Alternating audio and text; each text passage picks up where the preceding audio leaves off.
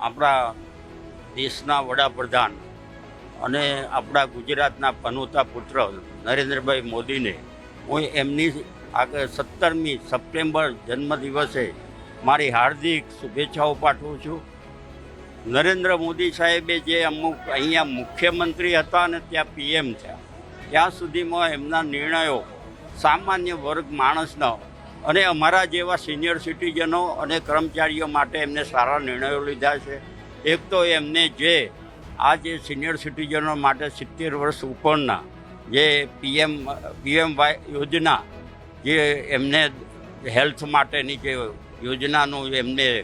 ખરેખર ખૂબ સરસ એક સિનિયર સિટીઝનો માટે નિર્ણય લીધેલો છે.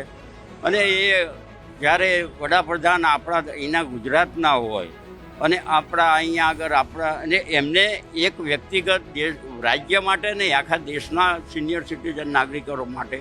અને એમાં અમારા